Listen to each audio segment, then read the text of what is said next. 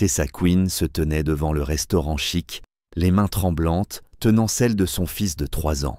Oliver portait son t-shirt préféré de Batman, ses boucles encore humides après le bain qu'elle lui avait donné 1 heure plus tôt. Elle avait essayé de lui expliquer que maman avait un dîner spécial ce soir, mais Oliver s'était accroché à sa jambe en pleurant jusqu'à ce qu'elle n'en puisse plus. La baby-sitter avait annulé à la dernière minute. « Gastro », disait son message. Et Tessa n'avait aucune solution de rechange. Sa mère vivait à 3 états de là, elle n'avait pas encore d'amis proches dans la ville, et l'application de rencontre à laquelle elle s'était inscrite à contre-cœur mentionnait clairement qu'il s'agissait d'un dîner à 19 h au Marcello's, l'un des restaurants les plus chers de la ville. Tessa sortit son téléphone et écrivit un message à l'homme qu'elle devait rencontrer. Landon Hayes, 42 ans, homme d'affaires prospère, selon son profil. Ils échangeaient depuis 2 semaines, et il lui semblait gentil et patient. Mais maintenant, elle allait gâcher probablement sa seule chance de passer une soirée d'adulte normale depuis des mois. « Je suis vraiment désolée, mais je dois annuler. Problème de baby-sitter, désolée pour ce contretemps. » Elle envoya le message et s'apprêtait à rentrer chez elle quand son téléphone sonna aussitôt. C'était lui. « Allô ?» répondit Tessa, nerveuse. « Tessa, c'est Landon. J'ai reçu ton message. Où es-tu ? Je suis devant le restaurant, mais je dois rentrer.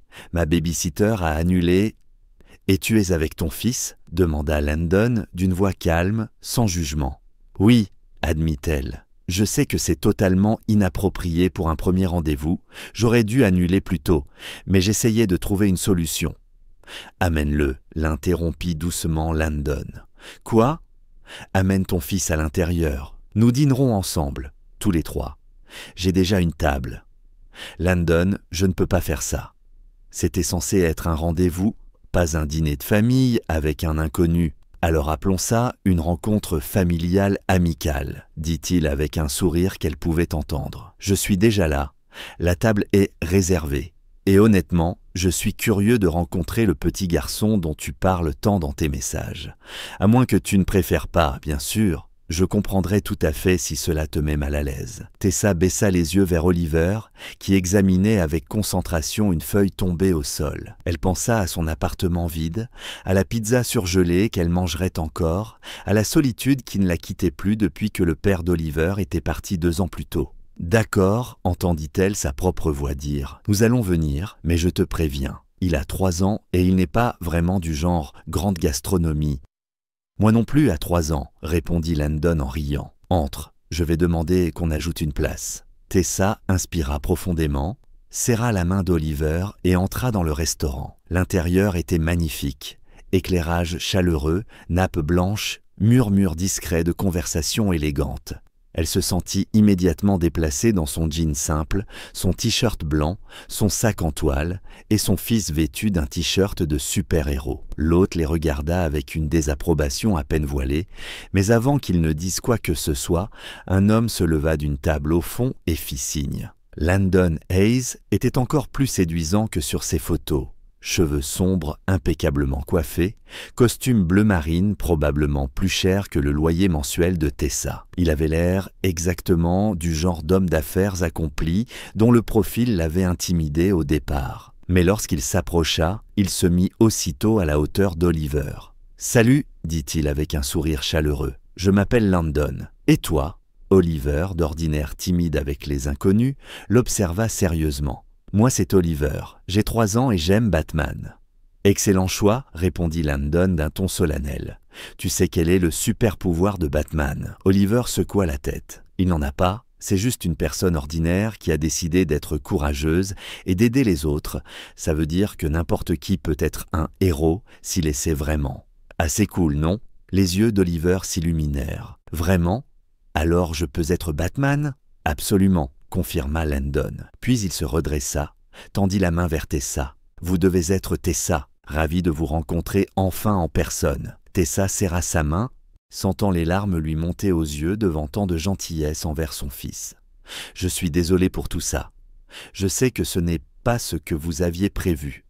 En réalité, dit Landon en les conduisant à la table, c'est exactement ce que j'avais espéré. Vous aviez mentionné dans vos messages que le rôle de mère est la chose la plus importante dans votre vie. J'ai apprécié cette sincérité. Rencontrer Oliver, c'est rencontrer la personne la plus importante de votre monde. Je suis honoré que vous me fassiez confiance pour cela. À la table, un rehausseur avait déjà été installé et un troisième couvert dressé. Voyant la surprise de Tessa, Landon sourit. « J'ai appelé pendant que vous marchiez vers l'entrée, expliqua-t-il. J'ai aussi demandé qu'on apporte des crayons et du papier. Ça pourrait aider. » En effet, le serveur revint avec un menu enfant imprimé sur du papier à colorier et une petite tasse de crayon. Oliver s'installa, immédiatement absorbé par son dessin. Tessa regarda Landon en face d'elle, le voyant vraiment pour la première fois. « Pourquoi êtes-vous si gentil ?» demanda-t-elle à voix basse. La plupart des hommes auraient pris la fuite. Landon resta silencieux un moment, l'air pensif. « Je peux te dire quelque chose qui n'est pas sur mon profil de rencontre ? Bien sûr, j'ai une fille. Elle s'appelle Sophia. Elle a 8 ans et je ne l'ai pas vue depuis 3 ans. » Tessa sentit sa respiration se bloquer. « Que s'est-il passé ? Un divorce compliqué ? » répondit Landon, la douleur transparaissant dans sa voix malgré son ton maîtrisé. Sa mère s'est remariée et a déménagé en Australie. L'accord de garde ne me donne pratiquement aucun droit, parce qu'à l'époque, je voyageais beaucoup pour le travail. Quand nous nous sommes séparés, mon ex-femme a soutenu que j'étais un père absent, et le tribunal lui a donné raison. J'ai droit à 2 appels vidéo par mois, à des horaires qui conviennent au fuseau australien. C'est tout. Landon, je suis désolé. Je te dis ça parce que je veux que tu comprennes pourquoi la présence d'Oliver ne me dérange pas.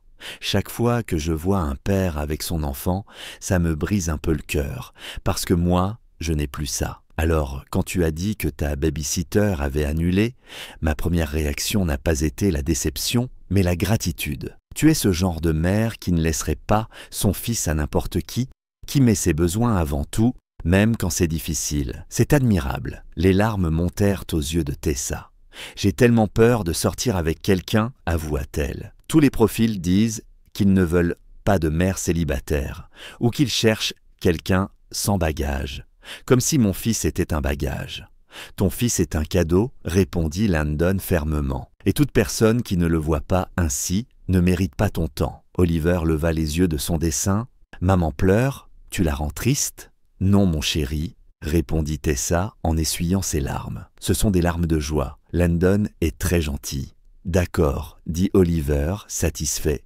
Et il retourna à son œuvre. Le dîner ne ressemblait à aucun premier rendez-vous que Tessa avait connu. Au lieu des banalités habituelles, ils parlèrent de choses vraies. Les défis de la parentalité, la culpabilité de jongler entre travail et éducation, la solitude de tout faire seul. Landon choisit soigneusement les plats, en pensant à ce qu'Oliver pourrait aimer, et prit la peine de lui demander son avis. Quand l'enfant s'impatienta entre 2 services, Landon sortit son téléphone et lui montra des photos de Sophia, racontant des histoires sur sa fille qui firent rire Oliver. « Elle est jolie, dit le petit, regardant la photo d'une fillette aux boucles sombres et au sourire édenté. Elle aime Batman aussi ? Elle préfère Wonder Woman, répondit Landon en riant. Mais je parie qu'elle adorerait parler avec quelqu'un qui connaît si bien Batman. « Elle peut venir jouer avec moi ?» demanda Oliver, plein d'innocence. La douleur qui traversa le visage de Landon fut brève, mais impossible à ignorer. « Elle habite très loin, mon grand. »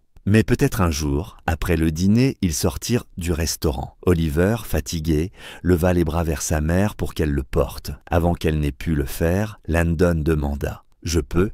Tessa acquiesça. Et il souleva Oliver sur ses épaules. Le petit garçon poussa un cri de joie. « Je suis si grand. Regarde, maman, je suis un géant. » Tessa éclata de rire, et pour la première fois depuis des années, elle sentit quelque chose se desserrer dans sa poitrine. La tension constante d'être seule, le poids d'avoir toute la responsabilité sur ses épaules. Tout cela s'allégea, juste un instant. Ils marchèrent jusqu'au parking où Tessa avait laissé sa vieille voiture, Landon portant Oliver tout le long, malgré son costume hors de prix. Arrivé à la voiture, il déposa doucement Oliver pour qu'elle puisse l'attacher dans son siège. « Merci, dit Tessa en refermant la portière. Merci pour ce soir, pour ta gentillesse envers lui, et pour ne pas m'avoir fait sentir que j'avais tout gâché en amenant mon fils à un premier rendez-vous. » « Tu n'as rien gâché, répondit Landon. Tessa, Tu m'as offert un cadeau ce soir. Tu m'as permis de passer du temps avec un petit garçon merveilleux qui m'a rappelé pourquoi je me bats pour rester présent dans la vie de ma fille. Et tu m'as montré que tous les parents seuls ne sont pas comme mon ex-femme prétendait. Tu fais un travail incroyable avec Oliver. Est-ce que je peux te revoir ? Demanda Tessa avant de se raviser aussitôt. Je veux dire, si tu veux. Pas de pression. J'en serais ravi, répondit Landon. Et la prochaine fois, Oliver est automatiquement invité. Je le pense vraiment. Je sais que ta vie est un tout et je ne veux pas n'en connaître qu'une partie. Je veux la connaître tout entière. Ils se virent ensuite 3 fois par semaine pendant 1 mois. Parfois, c'était seulement Tessa et Landon quand elles trouvaient une garde d'enfants. Mais souvent, ils étaient 3. Des sorties au parc, des musées pour enfants, des dîners simples où Oliver se sentait à l'aise. Landon ne la fit jamais se sentir coupable d'amener son fils et ne suggéra jamais qu'elle devrait trouver plus souvent une baby-sitter pour qu'ils aient de vrais rendez-vous. C'est un vrai rendez-vous, insistait-il un soir, alors qu'Oliver s'était endormi sur le canapé entre eux. C'est la vraie vie. Apprendre à te connaître, c'est aussi apprendre à connaître Oliver. 6 mois plus tard, Landon reçut un appel qui changea tout. Son ex-femme vivait un divorce difficile et voulait revenir aux États-Unis. Plus important encore, elle acceptait de renégocier la garde. Elle m'a dit qu'elle regardait mes réseaux sociaux, raconta Landon, la voix tremblante d'émotion. Elle a vu les photos de moi avec toi et Oliver. Elle a dit que j'avais mûri, que je n'étais plus le père absent d'autrefois. Elle est prête à accepter une garde partagée. Une fois qu'elle sera de retour, Landon, c'est merveilleux, dit Tessa en le serrant dans ses bras. C'est grâce à toi. Répondit-il, parce que tu m'as permis de retrouver une place dans la vie d'un enfant, de guérir et de me rappeler comment être présent. Tu m'as donné la chance de prouver que je pouvais être le père que j'aurais toujours dû être. Quand Sophia arriva pour sa première longue visite, elle était naturellement nerveuse à l'idée de rencontrer la compagne de son père et le petit garçon dont elle avait entendu parler lors des appels vidéo. Mais Oliver, avec la spontanéité intrépide d'un enfant de 4 ans, lui proposa aussitôt de lui montrer ses jouets. « Tu peux jouer avec ma grotte de Batman », dit-il généreusement. Et je te montrerai comment construire des immeubles avec des blocs. Tu aimes les blocs, Sophia ? La fillette, jusque-là timide et réservée, sourit pour la première fois.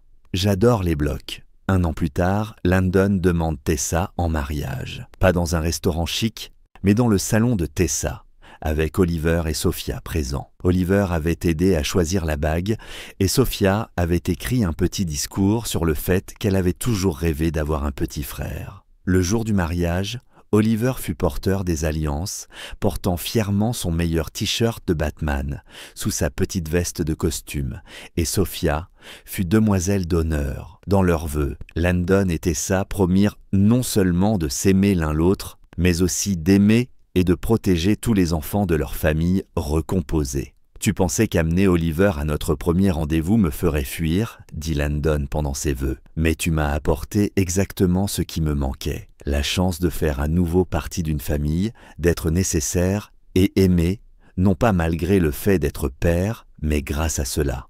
Toi et Oliver ne m'avez pas seulement donné votre amour, vous m'avez rendu ma fille en me rappelant comment être présent. » Des années plus tard, quand on leur demandait comment ils s'étaient rencontrés, Tessa racontait toujours l'histoire de la baby-sitter qui avait annulé, du message désespéré et de l'homme qui avait répondu « Amène-le » sans hésiter.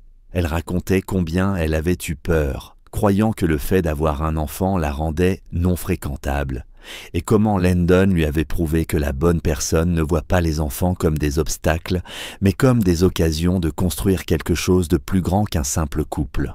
Oliver et Sophia, devenus frères et sœurs de cœur malgré l'absence de lien de sang, levaient souvent les yeux au ciel, amusés, en entendant encore et encore l'histoire qu'ils connaissaient par cœur, celle d'une baby-sitter qui avait annulé et d'un t-shirt de Batman qui avait conduit à une famille unie par le choix et l'amour sans la moindre réserve. Car c'est ce que Tessa avait appris ce soir-là, au Marcello's, que la bonne personne ne te demande pas de cacher les parties les plus importantes de ta vie, elle te demande de les partager. Elle voit ton enfant non pas comme un inconvénient, mais comme une fenêtre sur ce qui compte le plus pour toi.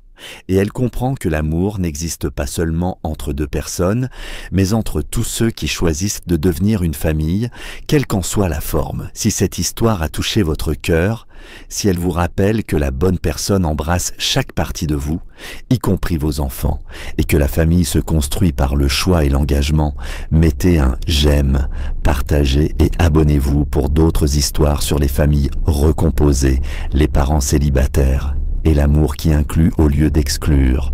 Commentez ci-dessous. Parlez de quelqu'un qui vous a aimé, vous et vos enfants, comme un tout, ou du moment où vous avez compris qu'être parent ne vous rend pas non fréquentable. Cela vous aide simplement à trouver la bonne personne. Parfois, amener son enfant à un premier rendez-vous est le geste le plus courageux et le plus beau que l'on puisse faire.